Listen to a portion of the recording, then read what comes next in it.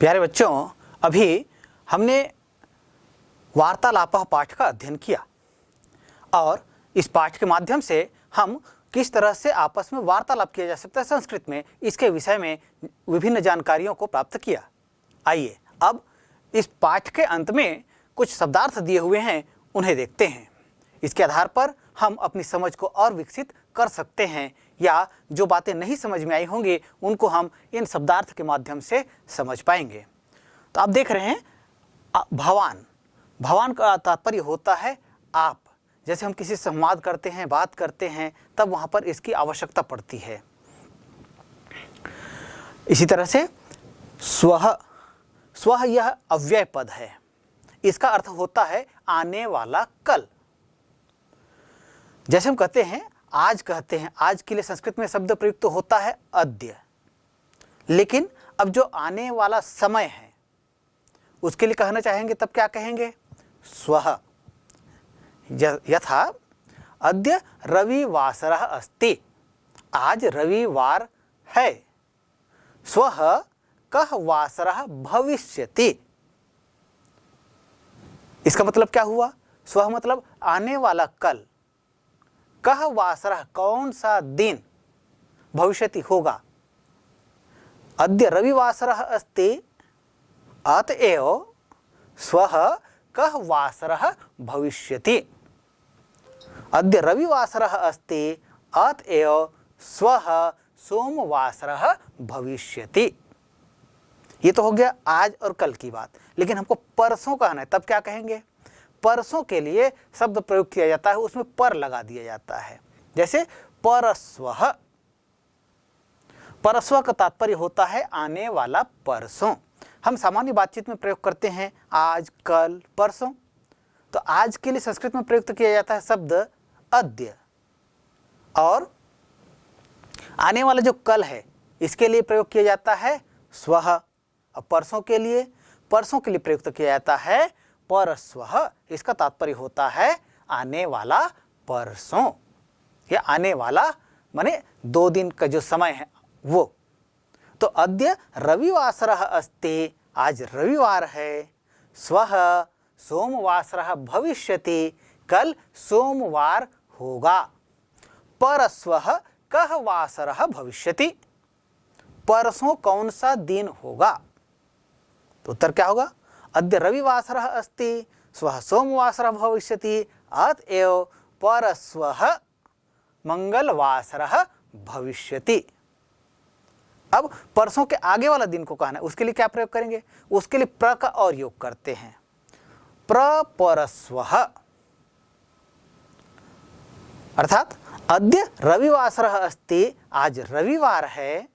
स्वः सोमवासरः भविष्यति, कल सोमवार होगा। परस्वः मंगलवासरः भविष्यति, परसों मंगलवार होगा। प्रपरस्वः, ध्यान दीजिएगा, प्रपरस्वः बुधवासरः भविष्यति। अब कल, परसों और इसके बाद वाला जो समय है जिसको सरसों कहा जाता है कभी, उसके लिए क्या कहेंगे? प्रपरस्वः। तो जिस तरह से हम आगे वाले समय के लिए कहते हैं, उसी तरह से जो बीता हुआ समय है वहां भी हम कल का प्रयोग करते हैं। जैसे कल मैं बाजार गया था, इस तरह के वाक्यों का प्रयोग करते हैं। तब क्या कहेंगे उसके लिए? तो अद्य रविवासरः अस्ति, अतएव यह मतलब यह का अर्थ होता है बीता हुआ कल, ये बीता हुआ दिन। तो अद्य रविवासरः अस्ति, यह शनिवासरः आसीत्, भूतकाल।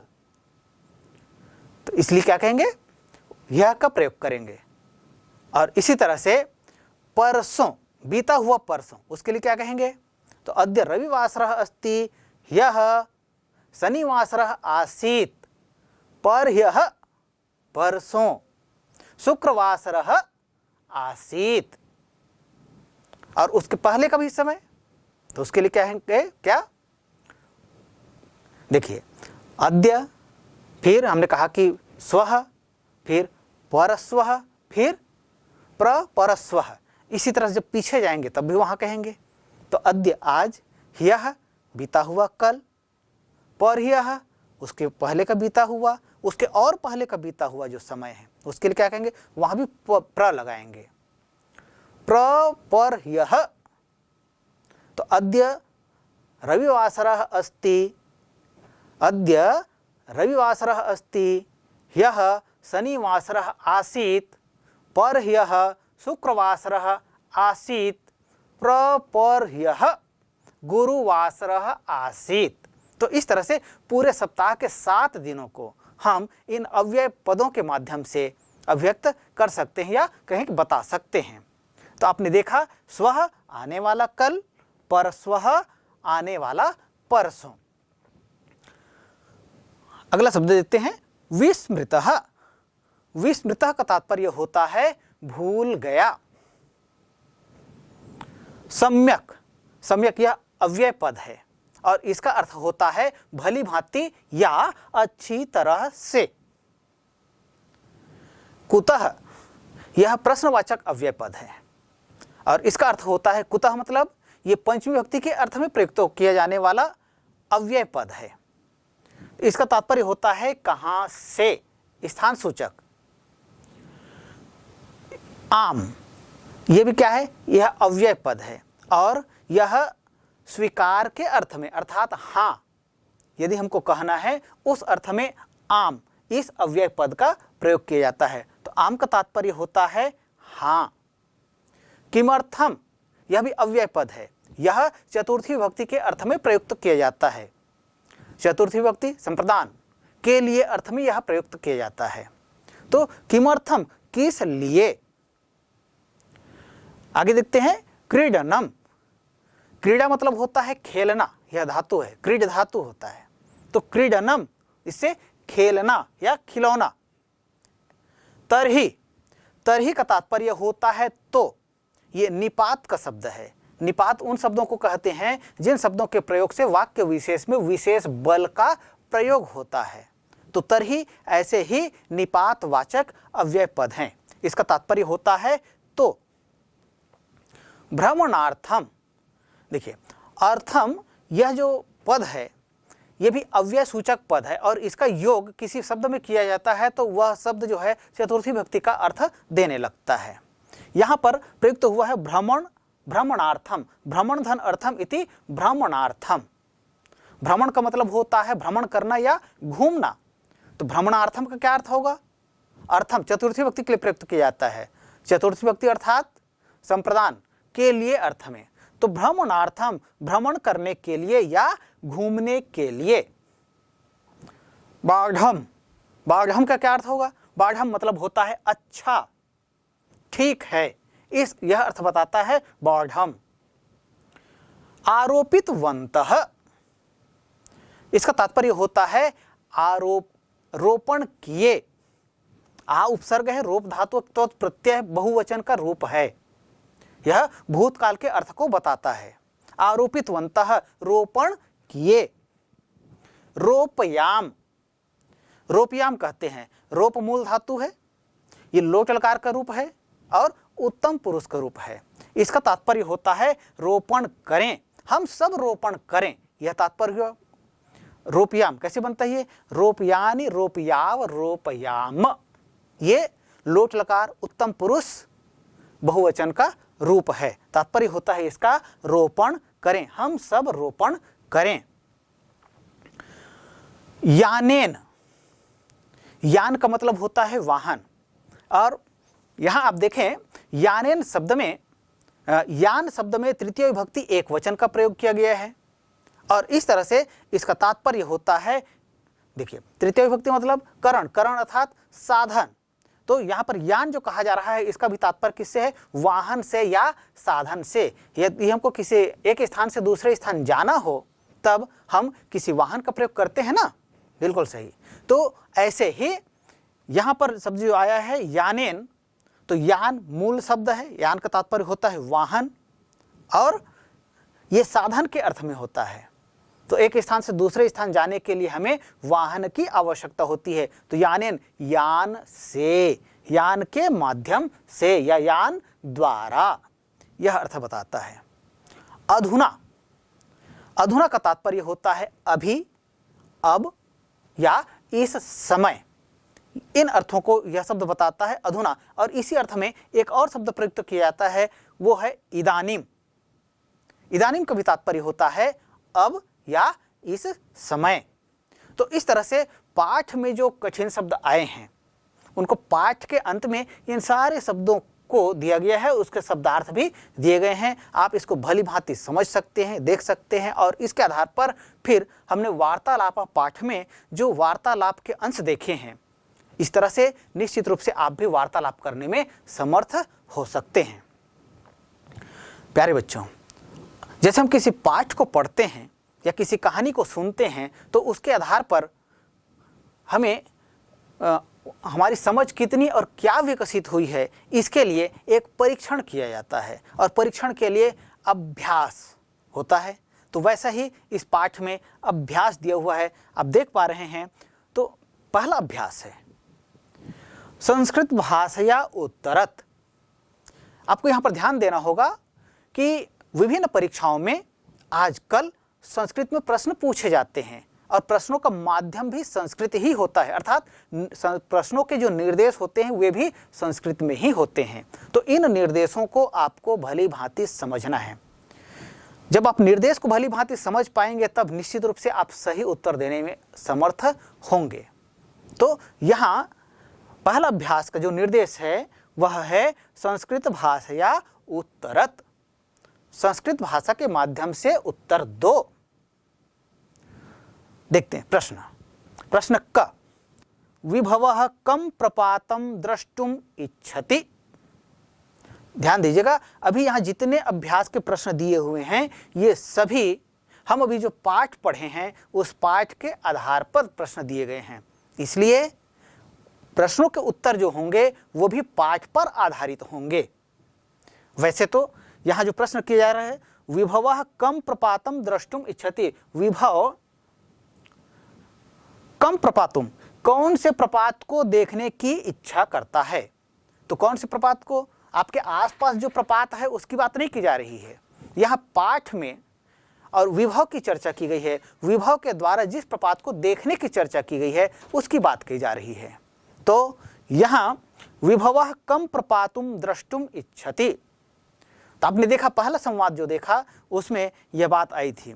तो विभवः तीर्थगढ़ प्रपातम द्रष्टुम इच्छति, यह उत्तर होगा। यहाँ ध्यान रखना है आपको कि जिस भाषा में प्रश्न पूछा जाता है, प्रश्न का जैसा स्वरूप है वैसा उत्तर का स्वरूप होना चाहिए। जैसे यहाँ पर कम करके यह प्रश्न आया है तो उत्तर भी उसी विभक्ति को लगा करके आपको देना होगा।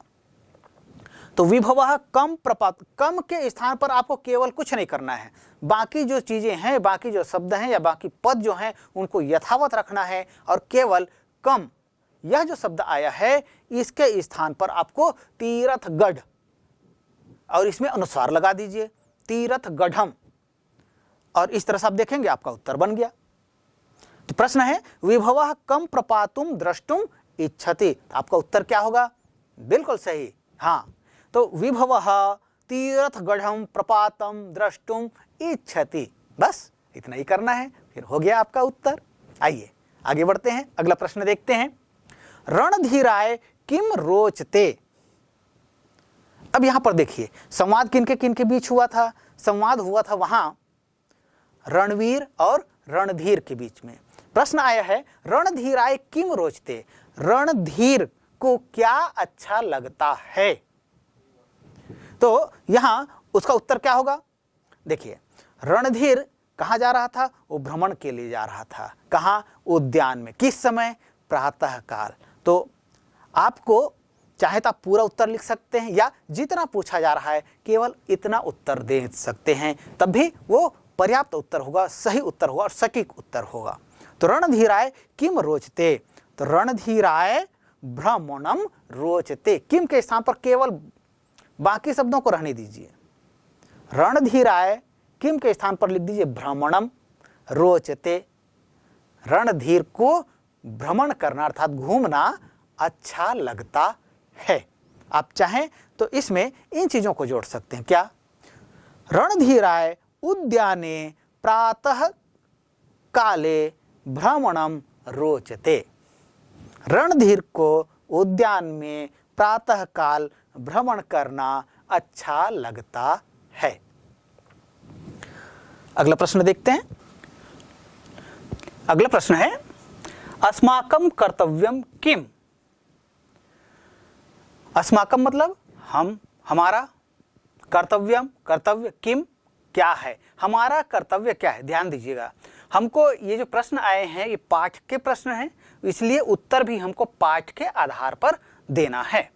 तो जिस समय हमने यह पाठ पढ़ा वार्तालापः, उसमें आपने देखा पर्यावरणस्य रक्षणम, ये इसके संदर्भ में जब बात कर रहे थे पूजा और प्रिया, उस समय यह बात आई थी कि हमारा कर्तव्य क्या है, इस विषय में वो दोनों बात कर रहे थे। तो इसका उत्तर भी हमें वहीं से लेना होगा। तो प्रश्न है अस्माकं कर्तव्यम किम, तो इसका उत्तर होगा देखिए ध्यान दीजिएगा, जिस तरह का प्रश्न पूछा जाता है वैसा आपको उत्तर देना है। प्रश्न पूछा गया है अस्माकं कर्तव्यम किम, आप पहले तो उत्तर देते हुए प्रश्न की भाषा का ही उपयोग कीजिए। यथासंभव उत्तर में प्रश्न के अंशों को लीजिए और फिर उत्तर का जो अंश है जहां उसको जोड़ा जा सकता है वहां उसको जोड़ दीजिए। इस तरह से आपका उत्तर हो जाएगा। तो यहां हम देखते हैं अस्माकं कर्तव्यम, ये प्रश्न में लिखा हुआ है, ये उत्तर में भी आएगा। तो अस्माकं कर्तव्यम अस्ति, यहां तक कर हो गया। अब उत्तर जो है उस अंश को जोड़ देते हैं। वयमपि पादपान रोपयाम, अस्माकं कर्तव्यम अस्ति वयमपि पादपान रोपयाम, हमारा यह कर्तव्य है कि हम भी पौधों को रोपें, अर्थात पौधों का रोपण हम भी करें। इति अस्माकं कर्तव्यम, यह हमारा कर्तव्य है। ध्यान दीजिएगा, परीक्षा में संस्कृत में उत्तर लिखने के लिए पूछा जाता है, कभी हिंदी में उत्तर लिखने के लिए पूछा जाता है। तो इसलिए जो निर्देश दिए गए हैं इनको आपको भली भांति समझना है। प्रश्न क्या पूछा गया है ये आपको देखना है, और जो प्रश्न पूछा गया है उसका संस्कृत में उत्तर क्या होगा ये आपको समझना है। और साथ ही यदि प्रश्न संस्कृत में पूछा गया है और उत्तर हिंदी में लिखने के लिए कहा जाता है, तब उसका हिंदी में अर्थ क्या होगा, उत्तर हिंदी में क्या होगा, यह भी आपको समझना है। तो प्रश्न हमारा था अस्माकं कर्तव्यम किम, तो हमारा कर्तव्य क्या है, यह हिंदी अर्थ हुआ। उत्तर संस्कृत में अस्माकं कर्तव्यम अस्ति वयमपि पादपान रोपयाम, हम भी पौधों को, हमारा कर्तव्य है कि हम भी पौधों को रोपें, यह हिंदी में उसका उत्तर होगा। चलिए अगला प्रश्न देखते हैं। कोरबा नगरम किमर्थम प्रसिद्धम, यह प्रश्न कहां से आया? यह प्रश्न जो है पराग और भूपेश के द्वारा जब नगर भ्रमण किया जा रहा था उस समय यह प्रसंग आया है। तो वहां भूपेश जो है पराग से कहता है, क्या कहता है, कौन से नगर भ्रमण करने की बात कर रहे थे? उस समय बात कर रहे थे कोरबा नगर भ्रमण की। तब पराग उनसे पूछता है कि कोरबा नगर किस लिए प्रसिद्ध है। तो यही प्रश्न है, कोरबा नगरम किमर्थम प्रसिद्धम, किमर्थम का मतलब होता है किस लिए। तो कोरबा नगरम, अब अर्थम, जैसे अर्थम का योग होता है वो चतुर्थी व्यक्ति के लिए होता है, तो यहां पर किम के साथ में इसका प्रयोग हुआ है, तो किस लिए, तो इसका उत्तर आपको देना है। तो कोरबा नगरम राष्ट्रीय ताप विद्युत केंद्रार्थम प्रसिद्धम, जैसा प्रश्न की भाषा है उसी भाषा में आपको उत्तर लिखना है, उसके अनुरूप भाषा में प्रश्न का उत्तर लिखना है। तो कोरबा नगरम राष्ट्रीय ताप विद्युत केंद्रार्थम प्रसिद्धम, कोरबा नगर राष्ट्रीय ताप विद्युत केंद्र के लिए प्रसिद्ध है। चलिए अगला प्रश्न देखते हैं।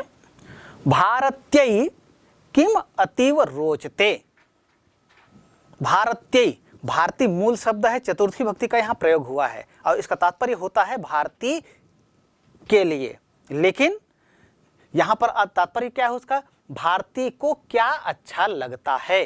रुच धातु का प्रयोग हुआ है रोचते, इसलिए यहां पर चतुर्थी भक्ति का प्रयोग हुआ है। तो भारत्यै किम अतीव रोचते, भारती को क्या अच्छा लगता है। यह प्रश्न कहां से आया? जिस समय भारती और मोनिका दो सखियों के मध्य संस्कृत व्याकरण के विषय में चर्चा की जा रही थी, वहां का यह प्रसंग है। तो इसका उत्तर भी कहां से होगा? वहीं से इसका उत्तर होगा। तो उत्तर होगा भारत्यै व्याकरणम अतीव रोचते। किम अतीव रोचते? तो किम, देखिए शेष शब्द को आपको वही रखना है, केवल किम जो पूछा जा रहा है क्या, तो क्या के जगह में आपको उत्तर रख देना है। तो किम की जगह आप रख दीजिए व्याकरणम। तो भारत्यै व्याकरणम अतीव रोचते, भारती को व्याकरण अच्छा लगता है। आपको भी अच्छा लगता है ना? हाँ बिल्कुल। व्याकरण जो है भाषा की जान होती है। व्याकरण में यदि आपकी पकड़ है तो निश्चित रूप से आप अच्छी भाषा का प्रयोग कर सकते हैं, करने में समर्थ हो सकते हैं। तो भारत्यै व्याकरणम अतीव रोचते, भारती को व्याकरण अच्छा लगता है। चलिए आगे बढ़ते हैं और अब दूसरे अभ्यास की ओर आते हैं। अभ्यास का दूसरा प्रश्न है, अधोलिखितानां शब्दानां मूल शब्द विभक्ति वचन लिंगानि लिखत। संस्कृत में दो चीजें होती हैं, एक होता है शब्द और दूसरा होता है धातु। शब्द होते हैं, उनके शब्द के रूप बनते हैं जो प्रथमा से लेकर संबोधन तक की, इसके अलग अलग विभक्तियां होती हैं। और इसी तरह से धातुएं होती हैं, तो धातुओं के भी रूप होते हैं, लेकिन इनके रूप जो है लकारों में चलते हैं। अलग अलग लकार होते हैं, उसमें प्रथम पुरुष, मध्यम पुरुष, उत्तम पुरुष, ये उसके रूप होते हैं। उसमें एक वचन, द्विवचन और बहुवचन की व्यवस्था होती है, तो उसके अनुरूप रूप बनते हैं। तो यहाँ पर बात की जा रही है किसकी? शब्दों की। शब्दानाम, शब्दों के क्या क्या पहचानना है? देखिए प्रश्न जो कहा जा रहा है उसकी भाषा को आपको पहले समझना है। अधोलिखिता नाम, नीचे लिखे हुए, शब्दानाम, शब्दों के, मूल शब्द विभक्ति वचन लिंगानी, यहां पर बहुवचन बता दिया, लिंगानी कह दिया गया। तो लिंगानी के साथ में क्या क्या जुड़ा है? मूल शब्द, अर्थात जो शब्द दिए गए हैं इनका मूल शब्द आपको बताना है। इन शब्दों के में विभक्ति कौन सी लगी ये बताना है, इनमें वचन कौन सा प्रयोग हुआ है ये बताना है, और साथ ही इन शब्दों का लिंग क्या है ये आपको बताना है। तो शब्द का जो रूप है, इसके मूल शब्द को आपको पहचानना है। उसके पहचानने के बाद फिर क्या करेंगे? उसमें विभक्ति कौन सी प्रयुक्त हुई है, प्रथमा है, द्वितीय है, तृतीय है, चतुर्थी है, पंचमी है, षष्ठी है, सप्तमी है या संबोधन है, इनको आपको पहचानना है। उसके पश्चात क्या करना है? फिर इनके वचन पहचानना है। तो संस्कृत में 3 वचन होते हैं, आप जानते हैं, एक वचन, द्विवचन और बहुवचन। त्रिवचन नहीं, बहुवचन। तो एक वचन, द्विवचन और बहुवचन, यह व्यवस्था है। और इसी तरह से लिंगों की बात करें तो लिंग 3 होते हैं, कौन कौन से? बिल्कुल सही, पुल्लिंग, स्त्रीलिंग और नपुंसक लिंग, ये 3 लिंग होते हैं। तो जितने भी शब्द हैं उनका वर्गीकरण इस तरह से किया गया है। तो इसके आधार पर हमको जो नीचे शब्द दिए गए हैं उन शब्दों के मूल शब्द, विभक्ति, वचन और लिंग को यहाँ पहचानना है। पहचान करके क्या करना है? लिखत, लिखो ये कहा गया है, अर्थात इनको हमें लिखना है, अर्थात लिख करके बताना है कि क्या ये, इसके मूल शब्द क्या है, विभक्ति क्या है, वचन क्या है और लिंग क्या है इन्हें। तो आइए कौन कौन से शब्द हैं देखते हैं। शब्द दिया गया है भवतः। भवतः, यह जो शब्द दिया गया है इसका मूल शब्द क्या है? मूल शब्द है भवत, मूल शब्द है भवत। और लिंग क्या है? लिंग है यहां पर यह जो प्रयुक्त हुआ है, ध्यान दीजिएगा, यहां जो प्रयुक्त हुआ है भवतः, इसका लिंग है पुल्लिंग। वैसे भवत का स्त्रीलिंग में भी रूप चलता है, लेकिन यहां जो रूप दिया गया कौन सा है? ये पुल्लिंग है। पुल्लिंग में कहां प्रयुक्त होता है? पुल्लिंग में कौन सी विभक्ति में प्रयुक्त होता है? विभक्ति में आते हैं तो वहां हम देखते हैं यह पंचमी और षष्ठी विभक्ति में प्रयोग होता है। फिर इसके पश्चात हम देखते हैं तो इसका वचन क्या है, कौन से वचन में प्रयुक्त होता है? तो यह एक वचन में प्रयुक्त होता है। पंचमी में इसका रूप क्या होता है? पंचमी में इसका रूप बनता है भवत शब्द का भवतः भवद्भ्याम भवद्भ्यः, भवतः भवद्भ्याम भवद्भ्यः, ये पंचमी में रूप बनता है। षष्ठी में रूप क्या बनता है? षष्ठी विभक्ति में इसका रूप होता है भवतः, भवतोः, भवताम। तो यहां हम देखते हैं पंचमी और षष्ठी दोनों में इसका प्रयोग होता है और दोनों में एक वचन में प्रयुक्त होता है।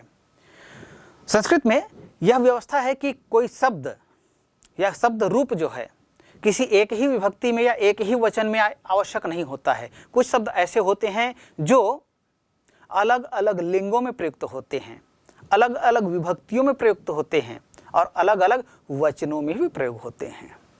तो यहाँ पर यह जो शब्द आया है भवत, इसका पंचमी और षष्ठी का जो रूप है वह है भवतः। चलिए आगे देखते हैं। बस्तरे, बस्तरे का मूल शब्द क्या है? बस्तर किससे बना? बस्तरे जो शब्द आया है यह शब्द रूप है, यह किसका शब्द, मूल शब्द क्या है इसका? इसका मूल शब्द है बस्तर। लिंग क्या है? देखिए, जितने नगरवाचक हैं ये सभी शब्द प्रायः नपुंसक लिंग होते हैं, तो इसलिए बस्तर भी क्या है? ये नपुंसक लिंग वाचक शब्द है। तो लिंग नपुंसक लिंग। विभक्ति, जैसे अब बस्तर कहेंगे तो बस्तर की कारक रचना आपको देखना होगा। कारक रचना मतलब शब्द रूप देखेंगे तो वहां आप पाएंगे प्रथमा और द्वितीया, बस्त्रम, बस्तरे, बस्त्राणी, बस्त्रम, बस्त्रे, बस्त्राणी, इस तरह से इसके रूप बनेंगे। तो प्रथमा और द्वितीय विभक्ति दोनों में इसका रूप आ रहा है। तो प्रथम विभक्ति और द्वितीय विभक्ति में इसका प्रयोग होता है। और कहाँ प्रयोग होता है? ये प्रयोग तो होता है बस्त्रम, बस्तरे, द्विवचन में आ रहा है। तो प्रथम विभक्ति और द्वितीय विभक्ति दोनों में इसका प्रयोग द्विवचन में होता है। इसी तरह से सप्तमी विभक्ति में जाते हैं तब वहां भी हम देखते हैं फिर से वह रूप आ जाता है बस्तरे, बस्तरयोः, बस्तरेषु। तो सप्तमी विभक्ति में एक वचन में प्रयुक्त होता है। देखिए, शब्द एक ही है, उसके रूप जो है प्रथमा और द्वितीय विभक्ति में प्रयुक्त होता है द्विवचन में, लेकिन सप्तमी विभक्ति में एक वचन में भी इसका रूप प्रयुक्त हो रहा है। तो आप यदि सबको बता सकते हैं अच्छी बात है, किसी एक को बताएंगे तो भी ठीक है, क्योंकि इसका प्रयोग जो है 3 स्थानों पर हो रहा है, प्रथमा, द्वितीय और सप्तमी में। प्रथमा और द्वितीय में द्विवचन में प्रयोग हो रहा है और सप्तमी विभक्ति में एक वचन में इसका प्रयोग हो रहा है। चलिए आगे बढ़ते हैं। अगला शब्द है कक्षायाम। मूल शब्द क्या है? कक्षायाम का मूल शब्द है कक्षा। और जितने भी आकारांत वाले शब्द होते हैं ये प्रायः इनकी पहचान है, जितने आकारांत वाले शब्द होते हैं ये प्रायः स्त्रीलिंग होते हैं, स्त्रीलिंग वाचक होते हैं। तो कक्षा कहते हैं, यहाँ आकार आ लगा हुआ है, कक्ष धन आई थी कक्षा, तो यह स्त्रीलिंग सूचक शब्द है। अच्छा, इसका प्रयोग कहाँ होगा? कक्षायाम, जैसे लतायाम, रमायाम, सीतायाम, गीतायाम, ये इस तरह के जितने शब्द होते हैं, जितने आकारांत रूप हैं, आकारांत शब्द रूप आप जानते हैं, इसमें सप्तमी विभक्ति देखेंगे तो वहां पर इस तरह का प्रयोग आता है। तो यहाँ जो शब्द आया है कक्षायाम, यह भी सप्तमी विभक्ति में प्रयुक्त होता है। सप्तमी विभक्ति में प्रथमा एक वचन में ही इसका प्रयोग होता है। तो कक्षायाम का मूल शब्द है कक्षा, लिंग स्त्रीलिंग और विभक्ति सप्तमी विभक्ति, वचन एक वचन। तो इस तरह से कक्षायाम यह शब्द जो है इसको हम इस तरह से बता सकते हैं, इसके मूल शब्द को, विभक्ति को, वचन को और लिंग को। चलिए आगे देखते हैं। अगला शब्द है सर्वे। सर्वे का मूल शब्द है सर्व। सर्व मतलब सभी। अब इसका मूल शब्द तो हो गया सर्व, इसका लिंग कौन सा होगा? तो ध्यान दीजिएगा, ये जो है तीनों लिंगों में प्रयुक्त होता है। पुल्लिंग में भी इसका रूप बनता है, स्त्रीलिंग में रूप बनता है और नपुंसक लिंग में इसका रूप बनता है। तो सबसे पहले हम पुल्लिंग की चर्चा करते हैं। पुल्लिंग में इसका रूप कहाँ बनता है, कौन सी विभक्ति में बनेगा और कौन से वचन में बनेगा? तो सर्वे, सर्वे का मूल शब्द है सर्व, लिंग पुल्लिंग, प्रथम विभक्ति में प्रयुक्त होता है और यह बहुवचन में प्रयुक्त होता है। पुल्लिंग में इसका रूप क्या बनता है? पुल्लिंग में इसका रूप बनता है सर्वः, सर्वौ, सर्वे। तो प्रथम विभक्ति बहुवचन पुल्लिंग में। तो इस तरह से हम पुल्लिंग की बात करते हैं तब ये होगा। लेकिन यदि हम इसको स्त्रीलिंग का शब्द लें, सर्वे यह रूप है, सर्व मूल शब्द है और इसको हम बताते हैं कि स्त्रीलिंग है, तब यहाँ पर आपका विभक्ति और वचन जो है ये बदल जाएगा। तो स्त्रीलिंग में चलेंगे तो यहाँ कौन सी विभक्ति में प्रयुक्त होगा और कौन से वचन में प्रयुक्त होता है, आइए देखते हैं। तो इसके लिए हमको क्या करना पड़ेगा, इसका जो कारक रचना है ये हमको याद होना चाहिए, हमको इसकी जानकारी होनी चाहिए, तब हम इसको सही सही बता पाएंगे। तो स्त्रीलिंग में सर्व का रूप बनता है प्रथम विभक्ति में सर्वा सर्वे सर्वाः, द्वितीय विभक्ति में इसका रूप बनता है सर्वाम सर्वे सर्वाः। अर्थात स्त्रीलिंग में प्रथम विभक्ति और द्वितीय विभक्ति दोनों में सर्वे शब्द का प्रयोग होता है। कहाँ? द्विवचन में प्रयुक्त होता है। तो आप इसको बता सकते हैं, यदि सर्वे शब्द का मूल शब्द आप सर्व बताते हैं और लिंग स्त्रीलिंग बताते हैं, तब विभक्ति क्या बताएंगे? प्रथमा और द्वितीय दोनों बता सकते हैं आप। और विभक्ति इसका वचन होगा द्विवचन। लेकिन इसका यदि आप नपुंसक लिंग रूप भी बताना चाहें, क्योंकि तीनों लिंगों में इसके रूप चलते हैं। सर्वे या जो मूल शब्द आया है, सर्वे रूप आया है, इसका मूल शब्द है सर्व और लिंग यदि आप बताते हैं कि यह नपुंसक लिंग है, तब नपुंसक लिंग में इसका रूप क्या होगा, ये उसके आधार पर इसके विभक्ति और वचन जो है तय होंगे। तो देखते हैं इसके विभक्ति और वचन क्या हैं। तो प्रथमा और द्वितीय विभक्ति में इसका प्रयोग होगा। सर्व शब्द का नपुंसक लिंग में रूप बनता है सर्वम सर्वे सर्वाणि, सर्वम सर्वे सर्वाणि। प्रायः जितने भी नपुंसक लिंग के वाचक शब्द हैं, चाहे वन की बात कहें, जल की बात कहें, पत्रम की बात करें, इस सब के रूप जो है प्रथमा और द्वितीय विभक्ति में एक जैसे होते हैं।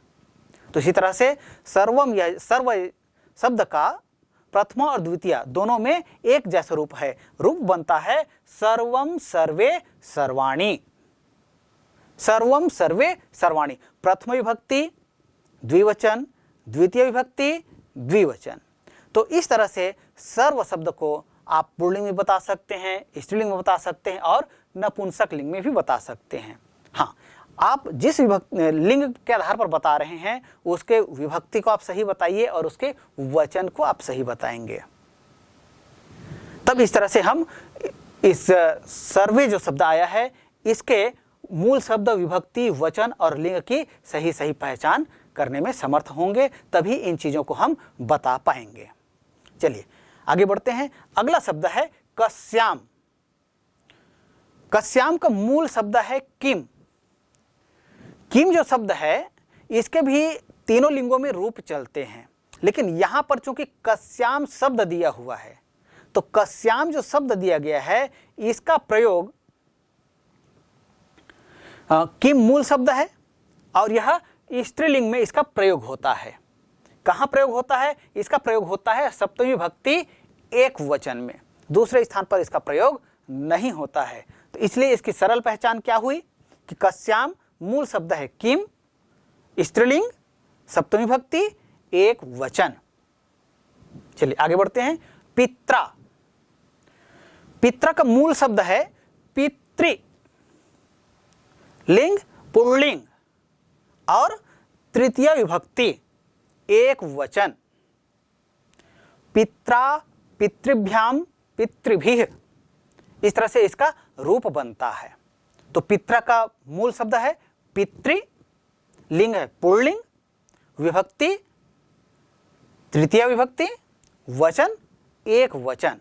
तो इस तरह से यहाँ जो शब्द दिए गए हैं ये केवल उदाहरण मात्र हैं। इसी तरह से पाठ में अनेक शब्द आए हैं। इन सभी शब्दों को आप इस तरह से उन शब्दों में कौन सी विभक्ति का प्रयोग हुआ है, कौन से वचन का प्रयोग हुआ है, कौन से लिंग का वह शब्द है, इसके आधार पर आप निर्णय कर सकते हैं।